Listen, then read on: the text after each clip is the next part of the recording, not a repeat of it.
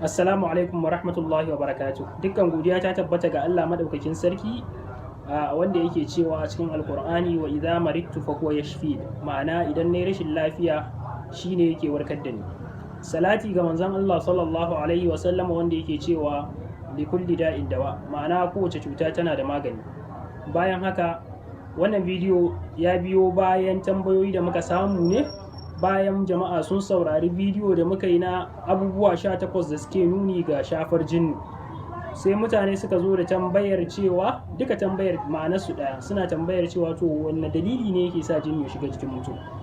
To za mu amsa musu wannan, muna masu fatan neman lada a gurin ubangijinmu Allah subhanahu wa ta'ala. Allah ya sa mutane su amfana, su kiyaye in sun ji dalilai da yake sa jinnu su shiga mutum, su kiyaye kwarai. Dalilai kwara uku ne suke sa jinnu su shiga mutum. Dalili na farko akwai matsananciyar soyayya. Idan aljani namiji yana matsananciyar son mace yar adam, to yakan shiga jikinta ya shafe ta, sai kaga duk wanda ya zo da maganar yana son ta, za ta ji a ranta ita ba ta son shi, shi ma kuma in ya zo yau ya zo gobe a ran shi zai ji ya daina son ta. Haka shi ma yake faruwa tsakanin namiji shi ma aljana takan fada matsananciyar soyayyarsa, sai ya kasance duk gurin wacce ya je ya ce yana so za ta ce ba ta san shi, domin ita waccan aljanar ba za ta bari soyayya ta kulli tsakanin shi da yar adam ba. Sai dalili na biyu da yake sa jin ya shafi mutum, akwai idan mutum ya zalunci aljani. Zaluntar mutum ga aljani, ta wacce hanya mutum yake zaluntar aljani? Akwai hanyoyi da dan adam yake zaluntar aljani. Hanya ta farko ita ce idan mutum ya kwarara musu ruwan zafi, zubar da ruwan zafi a ƙasa. Idan mutum ya zubar da ruwan zafi a ƙasa, aka yi rashin sa'a akwai jinnu a wurin ya zuba musu ruwan zafi, to lalle za su zo su dau mataki akan abin da ya yi musu. Akwai yiwuwar su dau mataki akan abin da ya musu.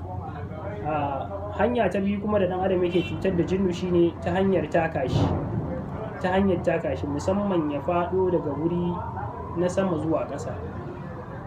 To shi wannan yana sa jinnu ya zo ya dau mataki akan wannan zaluntar da jinnu da dan adam ya yi masa, ko ta hanyar taka shi ta hanyar tafiya akan bola. Shi ma yana sa jinnu ya dawo ya dau mataki akan zaluntar shi da dan adam ya yi, wato ɗaukar fansa. Sai dalili na uku da yake sa jinnu ya shiga mutum, wanda shine dalili na ƙarshe, shine haka kawai ba siɗi ba saɗaɗa aljani ya zalunci mutum. Amma aljani baya samun daman ya zalunci mutum, domin shi ɗan adam Allah ya riga ya karrama shi, ya karfafa shi akan duk wata halitta ta cikin duniya. To amma aljani shi ma da yake akwai wayau, kuma shi ma Allah ya huwace masa daidai hikimomi wanda Allah ya huwace masa, to shi ma yakan samu galaba akan mutum ya zalunce sa, amma ta hanyoyi kwara hudu ne kawai yake samun wannan damar ya zalunce shi. Hanya ta farko shine idan dan adam ya fada matsanancin fushi. Shi yasa Annabi sallallahu alaihi wasallam ya hana musulmi da yayi fushi a cikin hadisi, fadin salatar dab, kar kai fushi. Hanya na biyu shine matsanancin tsoro. Idan mutum yana cikin matsanancin tsoro, aljani jikinsa yana ba aljani damar ya shige shi.